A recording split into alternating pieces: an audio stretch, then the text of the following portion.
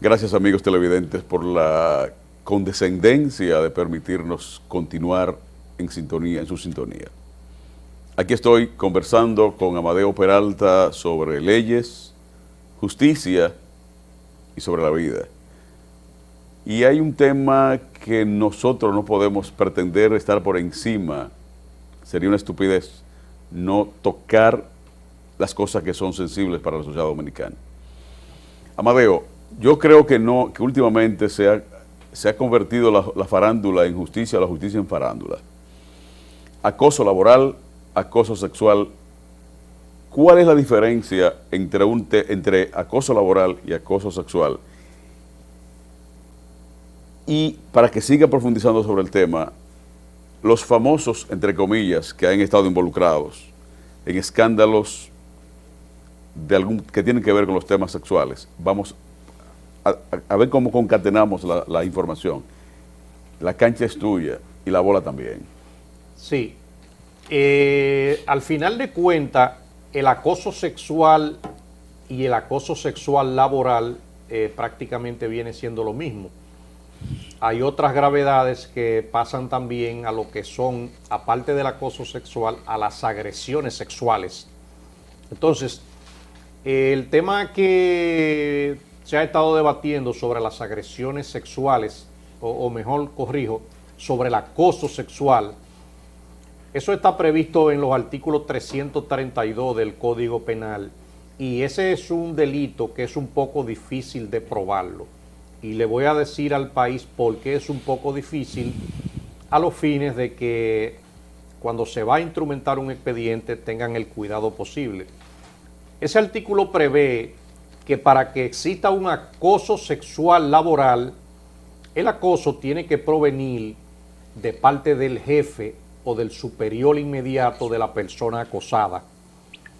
No se trata en esa sanción de la ley de un acoso en la calle o de un acoso a lo mejor por un vecino, sino el acoso sexual laboral es el único que está previsto en ese artículo del Código Penal. Y para que exista acoso sexual, la víctima tiene que haber recibido, por ejemplo, una orden, un constreñimiento, una amenaza, una intimidación o un ofrecimiento, siempre para obtener una gratificación sexual. Y se lo voy a detallar para el que no me entendió. A una persona que sea víctima de agresión sexual tendría el jefe que darle una orden, como por ejemplo, mañana tenemos que irnos para Punta Cana por 3 días y no hay muchas habitaciones. Entonces ya esa persona sabe el problema en el que está involucrado con su jefe.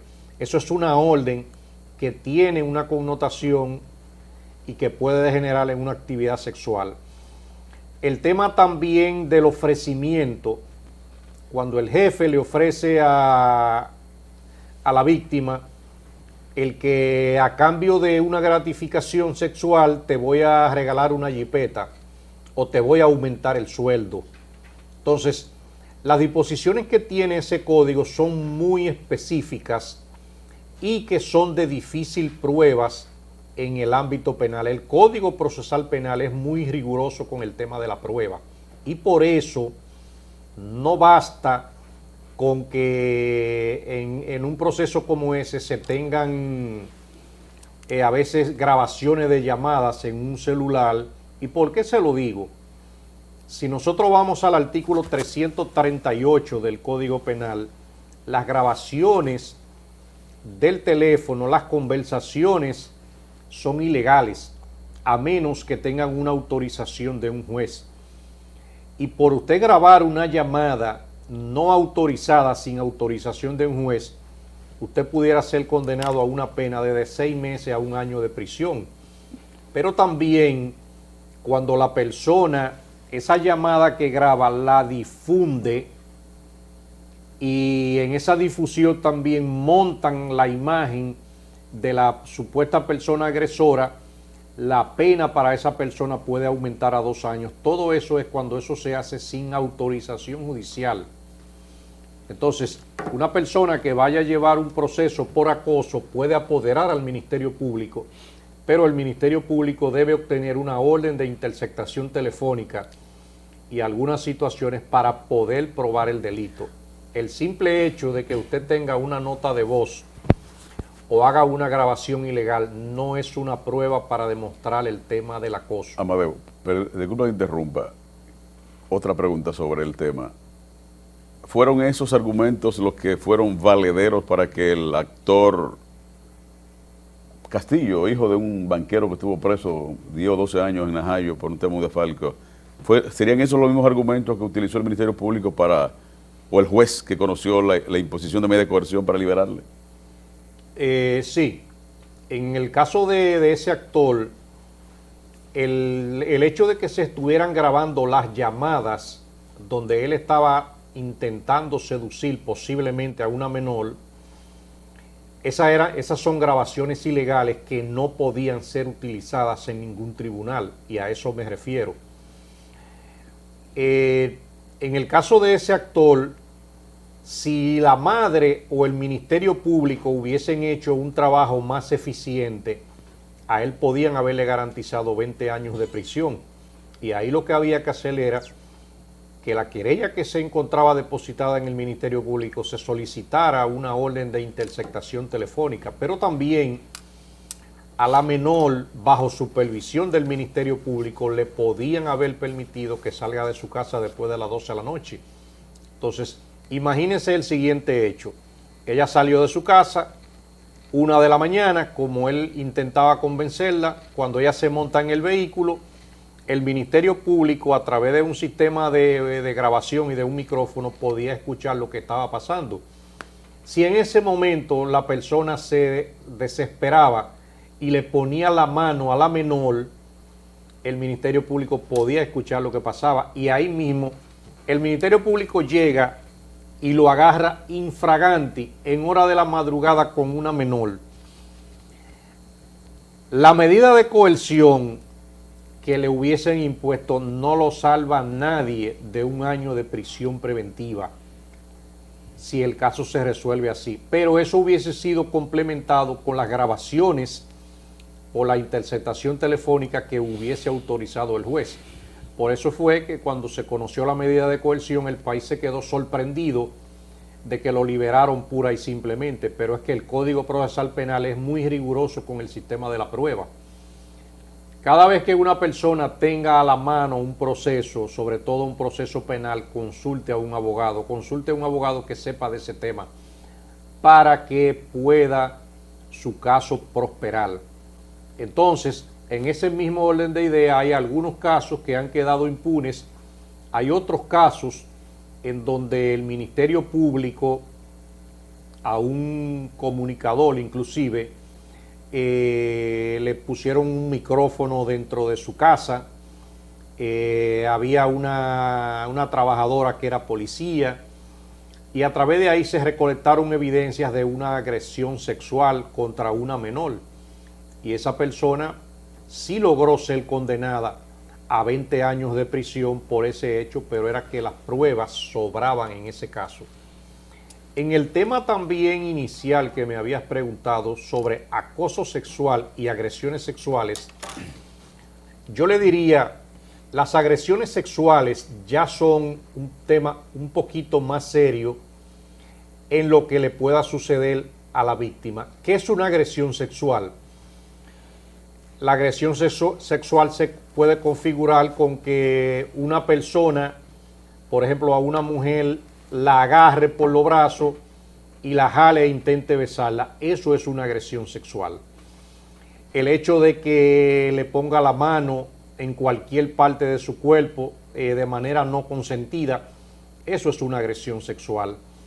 El hecho de que de manera subrepticia se la siente en las piernas, eso es una agresión sexual. Hay muchos tipos de agresiones que tienen que ver con el contacto físico no consentido, y por eso es bueno que el país sepa que el que comete cualquiera de esas acciones vinculadas a una agresión sexual puede sufrir una pena mínima de 5 años y una máxima de 10, porque eso es lo que le llaman el primer intento de una violación.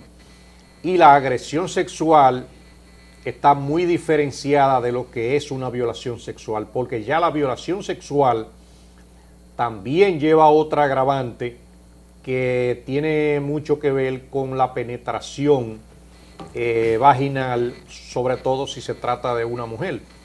Y ahí la pena sí aumenta a 20 años con este código que tenemos. Como dije anteriormente, si el nuevo código lo hubiesen aprobado, por delitos como ese, cualquiera coge 40 años. Hermano, la justicia y la farándula. Tú has visto desfilar, o hemos visto desfilar por los tribunales penales a jóvenes exponentes de la música, como le llaman ellos, exponentes. Yo aprendí que los exponentes estaban en los logaritmos de la matemática. Tú has visto cómo han entrado y salido de las cárceles como héroes, el famoso Rochi RD, por ejemplo, la Mami Jordan, la perversa, la demente y otras gentes. ¿Qué tú crees que está pasando con la sociedad dominicana y la justicia dominicana y la farándula dominicana? Mira, como te había dicho anteriormente, el sistema de la prueba es muy riguroso. Por eso aquí hay que seguir revisando los códigos y revisando las conductas que están sucediendo y que no están contempladas en los códigos a los fines de que no queden impunes. En el tema específico que me preguntabas, ahí hay varias diferencias. Por ejemplo, el caso de Rochi RD, ahí se habla y se establece que hay una posible, ¿cómo sería la palabra? Tráfico. Trata y tráfico de personas. Trata y tráfico de personas con fines sexuales, sobre todo menores vinculadas. En los primeros inicios de ese proceso, tanto la madre de la niña como la niña habían admitido la ocurrencia del hecho. La que era novia de Rochi también había manifestado que ella es que consigue las mujeres, ella es que la depura primero y entonces se la presentaba al artista. Y el artista, el día que el Ministerio Público deposite una acusación, sobre todo si se mantiene el tema de la prueba, ese artista, Rochi RD, estará en una situación muy difícil frente al Código Penal y también frente al Código del Menor. En el tema de la novia de Rochi, que no recuerdo si a ella que le llaman la demente. Le apodan la demente. Es una muchacha que cumplió 18 años, creo que el 13 o 17 de febrero de este año. Esa joven va a pasar mucho trabajo a nivel de la justicia. ¿Y por qué lo digo? Ella está acusada de tráfico de menores con fines sexuales y la pena por eso también anda oscilando los 20 años. Fíjense que es ella quien admite que ella buscaba menores, ella las seleccionaba, se las llevaban al artista y luego ella le pagaba. Ella era que resolvía económicamente. Entonces, el que se dedica al proxenetismo, inclusive si fueran mujeres adultas, la pena es bastante severa, pero cuando se habla del Código del Menor, esas penas también se salen de control para el infractor. En el tema de la Mami Jordan, también ella está acusada de un delito diferente que es vinculado también con otra artista del género urbano y que tienen que ver con unas amenazas a un menor. Eso es lo que tengo entendido. A ella la liberaron en el día de ayer, le variaron la medida de coerción y se espera también que ella sea acusada por el Ministerio Público. La posible pena a imponer en ese caso también anda oscilando 1 año de prisión, pero aquí es bueno que el mundo de la farándula, que en algunas ocasiones eso se liga con mucho desenfreno, mucha perversión, se dé cuenta y se aprendan ese código del menor. Las menores hay que respetarlas. Las menores para todo hombre son un gancho, y por cualquier relación sexual no consentida con una menor, lo mínimo que le puede salir a una persona son 5 años de prisión cuando lo acusan de violar el artículo 396 del Código del Menor, que se refiere, por ejemplo, al abuso sexual.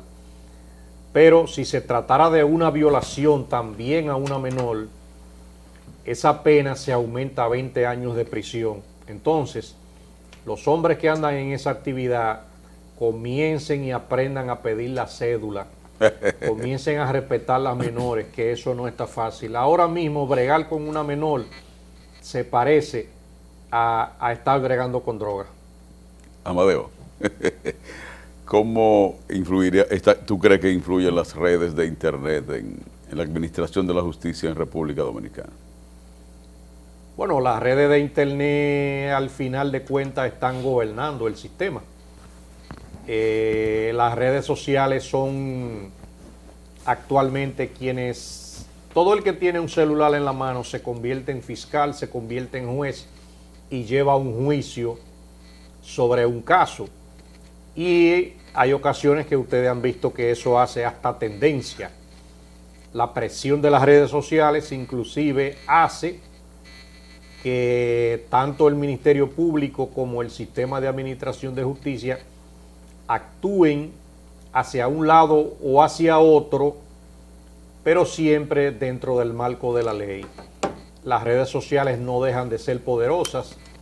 Esos grupos que tú habías mencionado anteriormente, de ese género urbano, tienen inclusive un poder inmenso a nivel de redes. Hay demasiada gente conectado, pero afiliado y como seguidores a nivel de las redes de esos artistas. Y cuando esas redes se inclinan para un lado, son capaces hasta de intentar que se viole la ley. Fíjate en ese caso de Rochi, cómo Rochi se encontraba preso en virtud de lo que dispone la ley. Pero todos esos grupos de reggaetón y del género urbano estaban inclinados en que a él lo soltaran, aún se violara la ley. Y de ahí en adelante comenzaron a tergiversarse cosas a través de esas redes que llegaban ya hasta decir el que por qué él estaba preso si esa menor todo el mundo la conocía en el barrio. Y ya ustedes saben. Hermano, la última pregunta, porque estamos contra el reloj. ¿Cómo tú ves el comportamiento de los jueces en sentido general en la República Dominicana? Bueno, al final de cuentas los jueces aplican la ley que tienen, aplican el código de Napoleón que ellos tienen, se basan en el Código Procesal Penal, que es lo que tienen a la mano, y es una tarea siempre del Ministerio Público el que los expedientes vayan sólidos a la justicia, porque los jueces al momento de aplicar la ley van a tener que aplicar lo que tienen ahí en la mano y tienen que aplicar las pruebas. Los mismos jueces también mantienen un comportamiento en un 99% adecuado. No quiere decir que no aparezca uno que se descarrile, pero para eso ahí también está la Inspectoría General del Poder Judicial, quien está haciendo un trabajo eficiente, loable, y le da seguimiento a la conducta ética, no solamente de los jueces, sino de todo el personal que administra justicia, con la finalidad de que se garanticen los derechos fundamentales, que los jueces hagan su trabajo y que apliquen la ley. Amadeo, llegamos al final, lamentablemente, de este conversatorio muy interesante sobre los tópicos de la justicia dominicana y nuestras leyes. Esta noche, amigos televidentes, hemos conversado con Amadeo Peralta. Gracias por la sintonía, gracias por suscribirse a nuestros canales de YouTube, o a nuestro canal de YouTube Aquí Estoy, y de multiplicar este programa que tiene el compromiso de ir construyendo una sociedad más justa para todos, Dios les bendiga y mañana nos reencontramos en Aquí estoy.